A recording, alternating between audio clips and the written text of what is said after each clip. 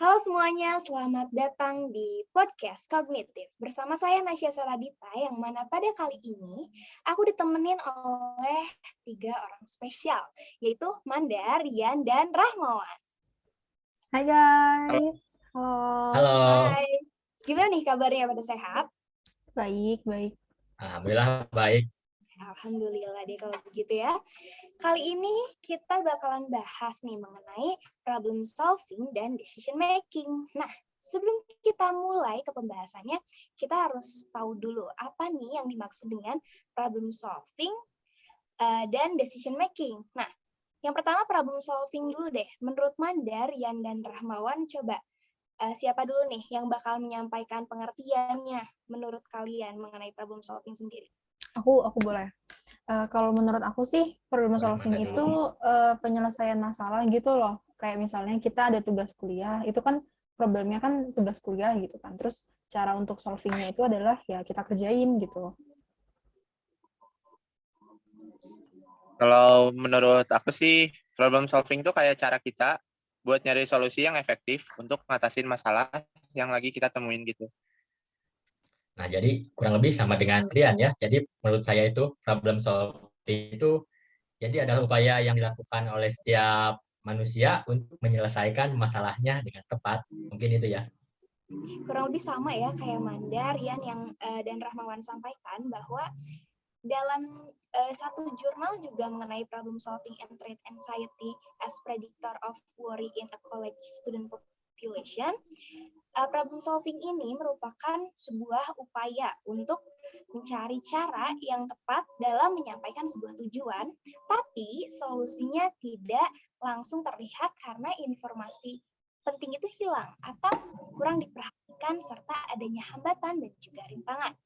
Nah, kalau decision making, menurut kalian apa sih? Aku dulu ya jawab pertama. Boleh.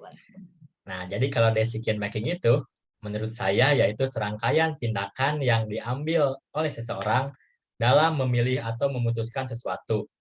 Pengambilan keputusan ini setelah alternatif pilihan, sehingga keputusan yang diambil itu dapat menjadi keputusan terbaik dan minim penyesalan mungkin ya. Itu mungkin. Sama sih, kalau kayak saya, kayak yang Ramawan bilang, kalau menurut saya tuh decision making tuh kayak kita milih sebuah solusi dari banyaknya solusi yang ada buat nyelesain masalah yang ada gitu sih. Kalau menurut aku, decision making itu kita membuat atau mengambil keputusan gitu. Kayak misal malam ini mau pakai baju apa nih buat ke acara makan-makan gitu. Oh, pakai baju biru ini aja gitu. Nah, jadi berarti pengambilan keputusannya itu adalah aku milih baju biru ini gitu. Oke, dari sini bisa disimpulkan nih bahwa decision making ini adalah suatu proses pemikiran dalam pemilihan dari beberapa alternatif ya, atau kemungkinan yang paling sesuai atau tujuan seorang individu untuk mendapatkan hasil atau solusi mengenai prediksi ke depannya seperti apa.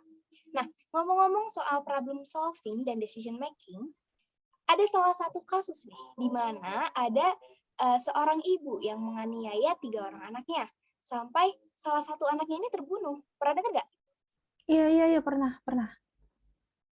Mana ya? Iya, ya pernah sempat viral kan ya waktu itu. Kalau nggak salah itu di Brebes ya. Iya, betul banget. Ya, itu tuh yang si ibunya ngidap gangguan jiwa ya. Benar. Nah, menurut kalian hal ini kenapa sih bisa terjadi? Kalau menurut saya sih, itu karena kemampuan problem solving-nya yang buruk sih. Problem solving yang buruk seperti apa? Ya kan ibu ini tuh bisa begitu mungkin karena ada masalah dalam kehidupannya ya. Mungkin karena ada masalah finansial, pekerjaan. Nah, intinya itu kalau di berita itu dia punya masalah ekonomi gitulah. Jadi ada masalah ekonomi kemudian membuat kejiwaannya jadi terganggu dan kewalahan lah, merasa tertekan, stres dan nggak bisa nyelesain masalahnya gitu. Itu mungkin. Tapi bisa jadi juga karena decision making-nya tuh nggak benar. Jadi apa ya? Nggak bagus gitulah cara mikirnya. Iya, itu kan sempat viral ya. Aku dengar ibunya tuh ngalamin penyiksaan fisik sama kekerasan verbal gitu loh, pelecehan juga pas beliau masih kecilnya.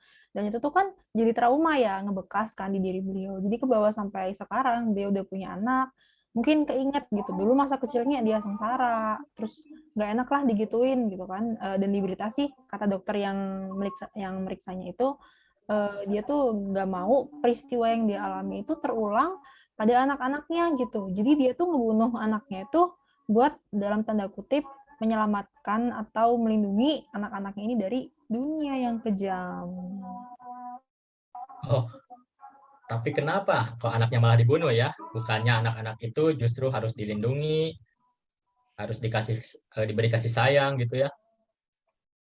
Ya tadi itu, dia tuh decision making-nya tuh yang nggak bagus. Terus kata dokter yang meriksanya, kan emang si ibu ini ngidap gangguan kejiwaan gitu. Dan ini tuh udah nurunin kemampuan fungsi menjadi manusianya, yaitu fungsi sosial. Nah, fungsi untuk menjadi seorang ibu gitu. Iya bener juga sih, kalau nggak mikir itu dia bakal bisa mikir yang sesuai gitu sih ya. Kalau ibu itu nggak terganggu, mungkin fungsi kognitif. Kalau ibu itu nggak terganggu fungsi kognitifnya, ada kemungkinan sih dia bakal punya alternatif buat nyelesain masalahnya itu. Oke, jadi kurang lebih sama ya. Hal ini bisa terjadi karena problem solving yang buruk, tadi seperti yang disampaikan Rian, lalu permasalahan perekonomian atau pekerjaan yang meliputi finansial yang kurang, dan menggunakan decision making dengan tidak bijak ya. Belum lagi pengalaman di masa kecilnya yang membuat dia merasa trauma sampai saat ini. Nah, kalau gitu, setelah mengetahui latar belakang dari ibu yang mengalami trauma sehingga fungsi berpikirnya itu dalam tanda kutip terganggu, apakah Manda, Rian, dan Rahmawan sendiri membenarkan atau menyalahkan perilaku yang ibu tersebut lakukan terhadap anaknya? Kalau dari saya sih, dari manapun itu tuh salah gitu. Karena ngelakuin kekerasan terhadap anak itu sebuah kesalahan. Mau dilihat dari berbagai sudut pandang manapun juga. Lalu jika kita sebagai orang tua mengajarkan anak kita menggunakan kekerasan, si anak akan memunculkan perilaku agresi yang membuat dia menjadi mudah marah. Lalu emosinya akan terganggu dan lain-lainnya. Dan jikalau si pelaku ini melakukan problem solving yang seperti tadi, karena dia merasa ekonominya tidak mumpuni untuk membesarkan seorang anak, ya dari awal harusnya nggak usah punya anak dong. Soalnya kan ya orang tua tuh kalau mau punya anak tuh harus di planning gitu. Biar sewaktu pas punya anak, anaknya tuh nggak ngerasa kesusahan kayak gitu. Nah, aku Menarik juga ya. sependapat sih dengan Rian bahwa melakukan tindakan kekerasan itu apalagi sampai menghilangkan nyawa seseorang ya, apalagi ini anaknya, itu salah dilihat dari sisi manapun. Namun ada sisi yang menarik nih. Jika dilihat dari motif dan kondisi mental si ibu, harusnya itu orang-orang di sekitar juga aware terhadap situasi ini agar bisa lebih memiliki empati sehingga kejadian seperti ini tidak akan terulang kembali. Nah, aku setuju sih. Kalau menurut Manda gimana nih? Kok kayaknya dari tadi mikir keras gitu? Iya, kalau ditanya benar atau salah ya jelas salah sih gitu. Gak mungkin bisa kita membenarkan pembunuhan gitu. Penyiksaan dalam bentuk apapun dan sekecil apapun itu juga aku nggak bisa membenarkan gitu. Itu tuh salah besar lah itu. Cuman emang apa ya agak susah gitu kalau ngomongin tentang apa ya kondisi mental, kondisi kejiwaan si ibunya ini tuh kan udah apa ya kacau gitu loh, kacau banget gitu kan. Jadi ya sikap apapun yang dimunculkan si ibu itu, tingkah laku apapun yang dimunculkan si ibu itu tuh ya menurut otaknya sendiri kan kita segala sesuatu yang kita lakuin itu kan sumber-sumbernya dari otak ya, otak yang ngatur gitu kan. Nah, jadi mungkin menurut otaknya sendiri tuh ya itu tuh adalah hal yang emang benar untuk dilakukan gitu. Jadi maupun kita semua bilang itu salah, hukum di negara kita pun melarang pembunuhan, tapi ya emang otaknya tuh udah keganggu fungsi berpikirnya gitu loh. Oke, jadi intinya pada nggak setuju semua ya. Kalau dilihat dari sudut pandang orang tua, seharusnya orang tua itu mendidik dan mengajarkan hal yang baik. benar kan? Bukan mengajarkan agresi gitu kepada anaknya, sehingga anaknya nanti akan mengalami yang namanya trauma. Tapi emang nggak bisa sepenuhnya nyalahin, karena kita lihat dari keadaan mental dan kondisi traumatis nih yang terjadi pada ibunya itu. Belum lagi emang fungsi berpikirnya seperti yang tadi sudah dibilang terganggu. Sehingga apa yang dia lakukan itu dia lakukan tanpa memikirkan dampaknya nanti seperti apa. Misalnya orang-orang di sekitar juga aware terhadap situasi tersebut, benar kan? Jadi menurut kalian problem solving dan decision making itu yang benar apa sih? Kalau problem solving itu ya harus mikirin nih komponen-komponen masalah yang terlibatnya tuh apa aja gitu kan. Kan ada 3 tuh ya komponen dalam setiap masalah tuh. Yang pertama tuh ada the initial state, itu tuh kondisi atau keadaan yang saat ini gitu. Terus ada apa namanya the goal state. The goal state itu adalah target atau tujuan atau mungkin kondisi ideal yang mau kita raih atau kita capai gitu. Terus yang ketiga itu ada the obstacle. Itu tuh rintangan atau hambatan yang ada ketika kita mau mencapai goal kita itu tadi. Nah, kalau untuk kasus yang ibu ini tuh ketika dia mau problem solvingnya, ketika dia mau problem solving ini ya, misalnya nih katakanlah problemnya itu adalah finansial gitu. Nah, kita harus sadar nih the initial state kita itu gimana nih kondisi kitanya gitu. Setelah itu kita tentuin dulu the goal state-nya. Tujuannya apa? Misalkan mau meningkatkan perekonomian atau kondisi finansial keluarga, atau misal ada goal nih misalnya pengen ingin menyekolahkan anak gitu, atau apalah. Nah, setelah itu kita pikirin the obstacle-nya tuh gimana, ada hambatan apa untuk mencapai goals yang tadi itu. Misal, tidak ada pekerjaan, atau ada pekerjaan tapi pemasukannya sedikit, atau tidak sebanding dengan pengeluaran. Nah, kalau kita udah pikirin matang-matang nih, udah kita pikirin 3 komponen ini dengan rinci, baru kita bisa ambil langkah selanjutnya untuk problem solving ini gitu, karena datanya udah banyak gitu kan. Misalnya jalan keluar untuk problem solving ini tuh ya menghemat gitu biar pengeluarannya nggak terlalu banyak. Terus kalau mau pemasukan meningkat mungkin bisa nyoba kerja nyambi alias nambah part time job atau kerjaan paruh waktu gitu, atau mungkin nyambi buka usaha jualan makanan misalnya kue kering gitu atau apa gitu buat sampingan. Tapi kalau ngomongin soal pengeluaran itu, kayaknya ibu ini udah ngelakuin loh. Makanya deh anaknya dikurangi, jadi makin sedikit anak, makin sedikit pengeluaran. Nggak gitu. Yang bener tuh makin banyak anak, makin banyak rezeki. Lihat aja kalau lagi lebaran nih. Kan yang dapat THR paling banyak keluarganya siapa coba? Keluarga yang anaknya paling banyak, ya nggak sih? Iya, iya Ya, bener-bener. tapi realistis aja sih, walaupun banyak THR-nya kan ujung-ujungnya pengeluaran juga banyak. Jadi Oke, dibagi-bagi oke. gitu. Nah, tadi udah menurut Manda kayak gitu ya. Kalau menurut Rahmawan gimana nih?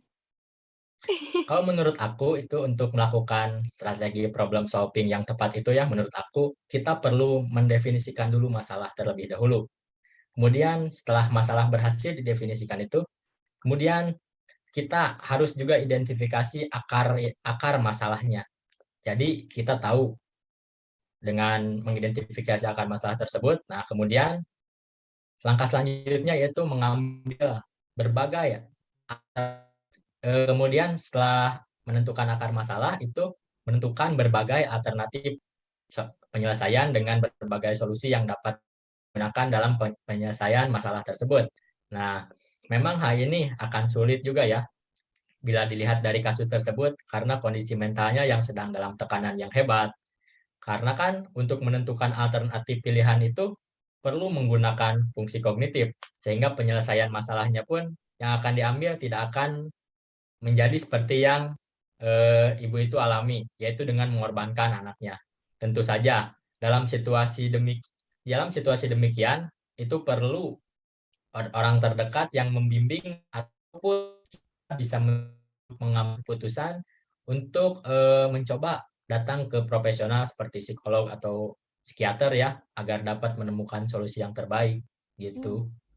Terus kalau untuk decision making itu kadang wajar ya ketika kita lagi dihadapkan sama situasi yang sulit gitu, kita tuh bakalan ngerasa kewalahan, stres, tertekan, bingung gitu kan. Tapi ketika kita ngerasa kayak gitu tuh kita nggak bakal bisa ngambil keputusan yang tepat gitu karena emosi kita itu terlibat dan itu mengganggu pikiran kita gitu. Emosi itu tuh ikut campur. Jadi untuk bisa ngambil keputusan yang tepat, hal pertama yang paling penting itu adalah kita singkirin dulu tuh emosi itu.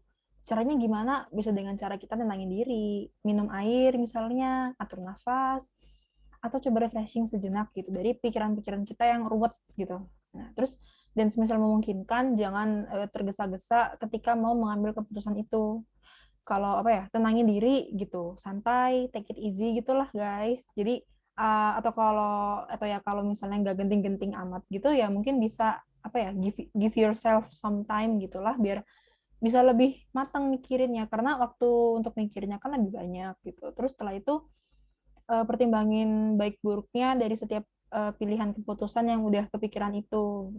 Maksudnya kalau misalnya nih ngambil keputusan A itu tuh akibatnya bakal gimana, baiknya gimana dan efek negatifnya apa. Begitu juga kalau misalnya ngambil keputusan B, dampaknya tuh bakalan gimana. Kalau ngambil keputusan C juga dampaknya bakal gimana. Terus kalau misalnya udah mikirin itu tuh pertimbangin kemungkinan terwujudnya dari semua pilihan keputusan yang udah kita pikirin itu. Pertimbangin pilihan mana yang sekiranya lebih bakal terjadi. Dan kalau udah di akhir, pikirin sekali lagi, yakin nggak mau milih keputusan itu. Kalau udah yakin, ya udah decision made, keputusan dibuat gitu dari aku. Kalau dari saya sih, saya hanya bisa ngasih 4 tips ya untuk ngelakuin problem solving yang baik itu kayak gini. Yang pertama tuh kita harus ubah mindset kita. Ubah mindset di sini tuh kita harus ngelihat bahwa masalah yang ada ini secara positif. Lalu kalau kita udah ngubah mindset kita menjadi positif, kita nggak akan terbebani oleh masalah ini, melainkan akan enjoy untuk menghadapi masalahnya dan dapat menganalisa dengan lebih baik lagi. Lalu untuk yang tips yang kedua itu fokus pada solusinya dan bukan pada masalahnya. Jadi jangan biarin pikiran kita ini selalu terjebak pada masalah. Penelitian membuktikan bahwa otak kita tidak dapat menemukan solusi bila kita hanya fokus pada suatu masalah. Pasalnya, ketika kita hanya fokus pada masalah, kita justru memberi rangsangan negatif ke otak, sehingga menimbulkan emosi negatif yang pada akhirnya menghalangi kita untuk menemukan solusi-solusi positif yang kita cari. Lalu, tips yang ketiga, lakukan secara bertahap atau step by step. Jika kita sedang menghadapi sebuah masalah, jangan langsung mencari solusi akhirnya. Cobalah untuk ngelakuinnya itu secara bertahap, kayak ngidentifikasi masalahnya, lalu nyari penyebabnya, lalu masalahnya tuh dicari dulu solusinya dari masalah tersebut gitu. Lalu tips yang terakhir, jangan pernah sungkan untuk minta bantuan dari orang lain. Karena nggak ada salahnya kan untuk minta bantuan kepada orang lain tuh. Pasalnya, manusia itu tidak dapat melakukan segala sesuatu secara individu. Karena kita merupakan makhluk yang berkelompok. Jadi, mintalah bantuan kepada sekitar kita ketika kita menghadapi masalah yang tidak bisa kita selesaikan. Karena dengan banyaknya sudut pandang serta ide-ide yang tidak kita kembangkan, kita akan mendapatkan berbagai macam solusi dari orang lain di sekitar kita. Gitu sih. Oke. Jadi bisa disimpulkan seperti yang tadi Ramon bilang bahwa adanya strategi dalam menyelesaikan problem solving, yaitu mendefinisikan masalah terlebih dahulu nih, kemudian mengidentifikasi juga akar permasalahannya, kemudian menentukan alternatif dan solusi yang digunakan dalam memecahkan masalah ya. Lalu tadi seperti yang disampaikan Manda, mengenai decision making, yaitu yang pertama singkirin dulu tuh emosinya. Lalu pertimbangin baik buruk dari setiap pilihan atau keputusan yang nanti akan diambil. Lalu ada 4 tips dari Rian untuk melakukan problem solving yang baik. Seperti yang pertama, ubah mindset kita, lalu fokus pada solusi dan bukan pada permasalahannya ya. Lalu lakukan secara bertahap, step by step, dan jangan sungkan untuk meminta bantuan kepada orang terdekat. Nah, dari perbincangan kali ini, kita dapat simpulkan bahwa siapapun harus memahami problem solving dan decision making dalam menyelesaikan sebuah masalah, agar kita tidak salah kaprah gitu dalam mengambil sebuah keputusan. Sebenarnya pembincangan kali ini cukup menarik ya, namun sayangnya waktu udah mengharuskan kita untuk menutup perbincangan yang seru ini. Mungkin kita dapat bertemu nih di lain waktu. Terima kasih kepada Manda, Rian, dan Rahmawan yang telah bersedia untuk menyampaikan pendapatnya.